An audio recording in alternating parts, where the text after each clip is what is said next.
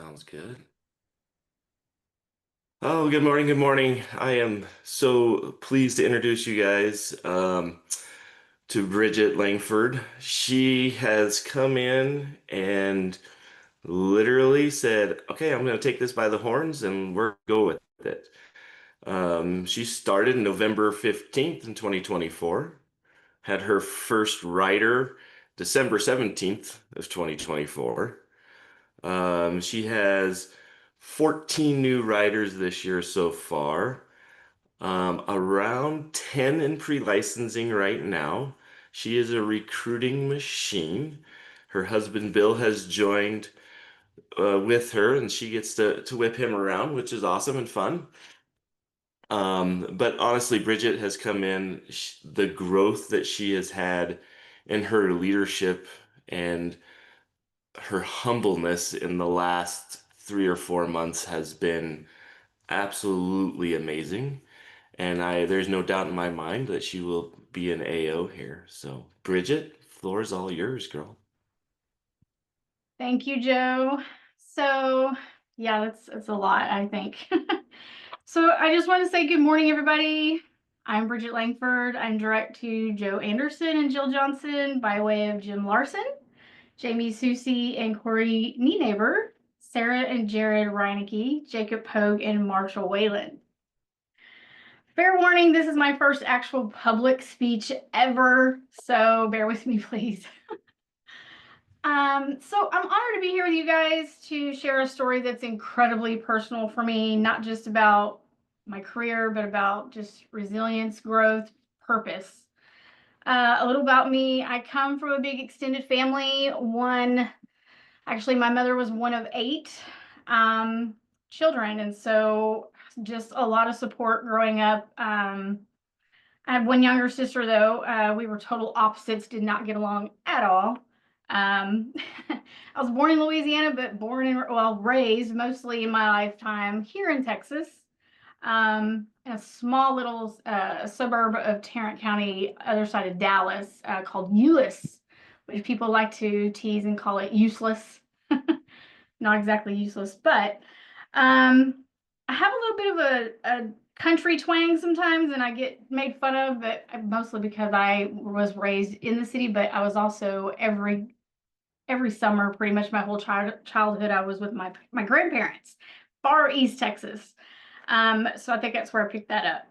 So I was a pretty good student, straight A's, pretty studious, kind of quiet and shy. I don't know if you guys can ever tell that I don't really say much because I'm a little shy. But I was a bookworm. You would usually just catch me either reading or journaling, or I was outside playing with all my friends just because I loved outdoors. I loved to be, competitive. Swimming. I was a gymnast. Did a little bit of everything sports wise. Even played softball a little bit. So my parents eventually moved out of the city into a little country town, which had nothing for me. So there was like a skating rink, and so all I did was skate every weekend. So just that's all the teenagers did. It was either that or football. So I couldn't play football. Um, I actually, you know, I knew that, from my childhood, my parents, they just, they kind of lived paycheck to paycheck. We were more middle class. My dad worked, my mom did not until I was a teenager. So I kind of had to pick up the slack for my mom when she finally started working when I was she was in her early 30s and I was just like 13. So I started having to do a lot around the house. So I became, I guess, in a way, a little bit more independent very early on. So that kind of helped me, I think, in life. Um, Basically, I think that early on in life, learning all that kind of made me who I am today.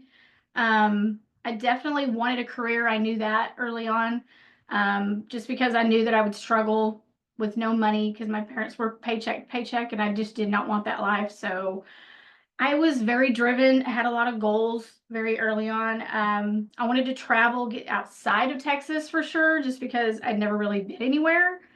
Um, I plan on going to college, but life had other plans for me there.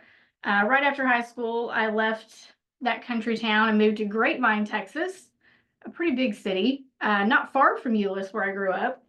I got a job actually right out of high school in the for an insurance company. um, Working in the underwriting department, doing some filing and administrative work. Not long after being there, I met my first husband, started a family way quicker than we planned. Skipping forward, because I don't want to spare you guys the details of that. Um, I became a single mom too early on. God's plan, not mine, because again, I wanted to go to college. I wanted, a lot of things. I had a lot of dreams, a lot of goals.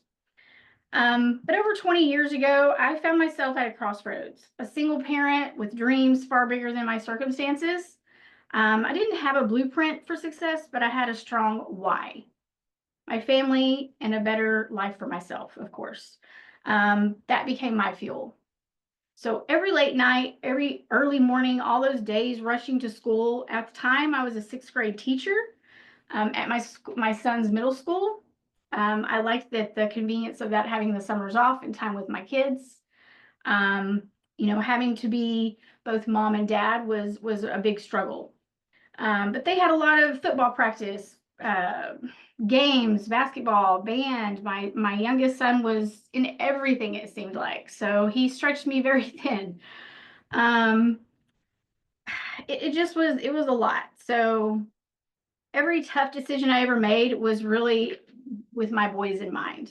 So let's face it, single parenting is hard. It's exhausting, when you have to do both jobs as mom and dad. So some days I didn't feel like getting out of bed because the day before was so long. So, we had the football games, the basketball practice, they had all the extracurricular activities.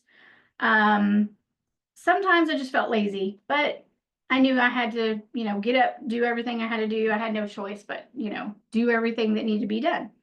Um, I had to always be moving. So always had a few jobs, not just one. Um, but I had a lot on my plate, to say the least. Having a busy growing, two busy growing athletes was really no joke. For them, I had to do a lot for them. So having busy growing athletes and two or three jobs on my plate was a lot. My boys made me so proud. Don't get me wrong. I was so grateful. Thank God every day. Wouldn't have changed any of it.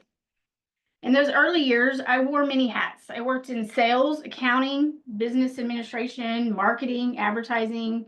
At one point, I also had a cottage bakery just because I loved to bake. Sometimes I did all of these all at once. Don't know how I did it. I've had a lot of people ask me, gosh, Bridget, how did you get through all of that, all by yourself? And it was like, I don't know. I think God just had me. Each role taught me something invaluable. So in sales, I learned how to connect with people. It brought me out of my shell in a sense because I was super shy and lacked confidence. I tried my hand in several sales roles. First was in retail in a mall nearby when I was like 15.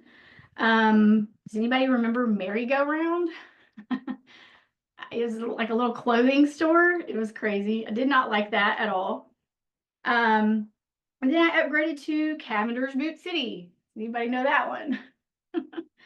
So Cavender's Boot City, that was a fun one. Learned a lot there. I lived in a small country town at the time, so it kind of made sense. So, but I moved on into sales outside of an office in Rainbow Vacuum Cleaners. Does anybody know that one? That one was like a rainbow vacuum cleaner, air purifier, did all the things. It was pretty cool, but it was expensive, and I sold a lot of those.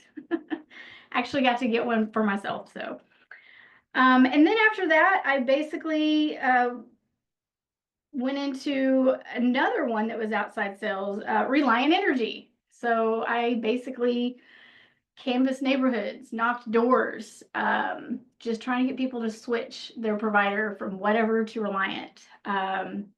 That was not very fun, but it was good money. Really rough, especially in the hottest months of Texas heat, because I think it was like 2 summers I did that. We even carried the camel bags of water to stay hydrated. Does anybody know what that is? Very nifty invention, I'll say that. I made pretty decent money doing all that, but I decided it just wasn't for me either. So I finally moved on into accounting, tax preparation, started learning a little bit about that. This was all in my 20s. I've always been a numbers girl, love math. Later on, decided to take a job in insurance sales for Blue Cross Blue Shield. So back into the insurance world. Cold calling to try to enroll people, and that was really not the fun part of it, but I did love helping people. Um, and I liked the fact that it was indoors with the AC. So I enjoyed talking to people, so I stuck with it for a little while. Um, I think that in a way that built my confidence, for myself to be able to help others, because that's really, I know that that's my purpose, is to help others. Um, so eventually I switched gears again and got into teaching. Like I said before, I was a paraprofessional at first, and I got certified to assist with the special education class. And so now I was working with kids. Um, I also got to teach the computer technology class, and that was fun. Learned a lot about dealing with other people's kids, but I did really enjoy it, even though sometimes it was a pain in the butt. While teaching, I also started my cottage bakery. I did that because a lot of the teachers love baked goods. So helping others around the holidays, things like that, I enjoyed it. My grandmother taught me how to bake when I was young, so kind of self-taught after her basics. But I thrived in that role. Um, I learned discipline and precision, partly because I'm a little OCD. In marketing, I discovered the power of storytelling and trust, as well as how to catch people's attention. But there was one constant through it all, and I knew that was people. So their needs, their fears, their goals. And through my own challenges, I realized how fragile life could be. One unexpected moment can change everything. And I knew that all too well. After losing my daughter when I was just 20, then my stepdad on Father's Day of 2001 due to heart failure caused by some anesthesia during his simple surgery with a pinched nerve. That was weird. Both losses were heartbreaking, of course, but the financial stress was so hard to navigate. I remember thinking to myself how unfair it was, and I asked God why, of course. Mostly I thought of how so unprepared we were. So my family really struggled just to give my dad a proper burial. Not long after is when I found life insurance, the third time in insurance, or maybe it found me. I want to believe it found me because I think this is where I definitely belong. It wasn't just another job, it was a calling. So, a way to protect people during life storms, the same way I had to protect and provide for my family through my own. I had a lot of storms. I realized insurance isn't about policies, it's about people. It's about helping families sleep better at night, knowing that if the worst happens, they won't have to face it alone. My past wasn't an obstacle, it was preparation, I think. Being a single parent taught me empathy, resilience, and grit. Working across different industries gave me the skills to communicate, to strategize, and to lead. And now in insurance, again, I get to bring all of that together to make a real difference in people's lives. And so that makes me happy, makes me feel good. So when people ask me why I chose insurance, I tell them I didn't just choose it, I lived it. I understand uncertainty because I've walked through it many times. I'm no stranger to loss or grief. In the course of my mom's dementia diagnosis in December of 2019, I met my soulmate, now my husband, Bill. So 18 years of single parenthood, thought I'd be single forever. I was content. And in walks Bill. So we dated in 2020, literally through the shutdown. So we spent a lot of time together. As you can imagine, we couldn't even go on an actual date. So a lot of time together. I tell people and I joke about it all the time, like, yeah, we dated for about 6 months, but it kind of felt like a year. Anyway, we got engaged on my birthday in 2021. He surprised me Proposed on the beach in Punta Cana. First time I'd ever been anywhere outside of the United States. Very exciting. Had a great time. Then we started planning our wedding for June 2022. So we got married 2022, all while struggling to care for my mother through all of her rapid decline. Then we had to move her in right after we got married. Being her 24/7 caregiver till the end of her life was probably the hardest thing I'd ever had to do. We lost her December 2023. So the loss, the grief was one of the most heartbreaking of my lifetime, I'd say. Was not prepared at all, even though I knew the inevitable. And that's why I show up every day. That's why I'm here to help others prepare, protect, and prosper. So they don't have to endure what I went through with my mom without permanent life insurance prior to devastation, because it's just too late if they're not covered. And that was something that I would say probably a little bit harder than the grief, trying to figure out how we were going to pay for all of her final expenses. So to anyone facing their adversity, wondering if they'll ever make it here, let me just say this. You don't have to have it all figured out. Just keep going. Your struggles might just be shaping you for your greatest impact. So don't quit on yourself before really giving yourself a real shot at your dreams. The last 10 years of my insurance career, in and out of the captive insurance industry, because I worked for so many major companies, I started with as a life insurance agent in the past 10 years, but I never felt it was right with any of them. I knew there was more for me than that. I knew I had better opportunities, more opportunities, and I wanted to do something for myself.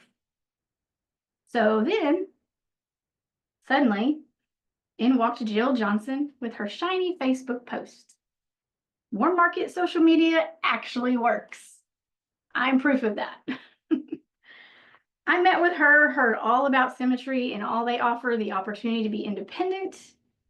Finally, 100% in control of my own business with amazing mentorship, top-notch training, full support, all the guidance and tools to run this business and actually succeed.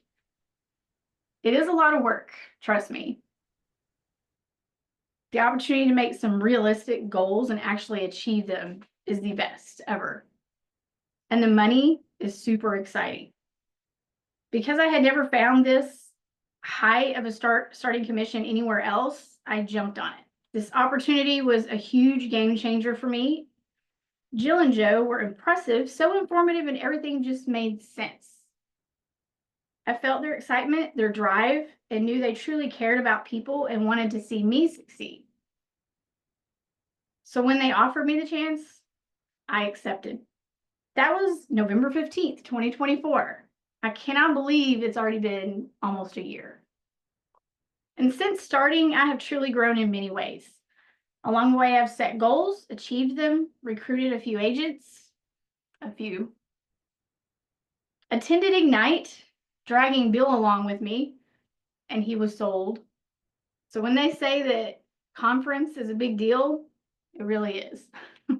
So drag your spouse, your friends, your best friend, anybody. Butts in seats. Then he got licensed to join me in like 2 months after Ignite. Together, we've started building our team.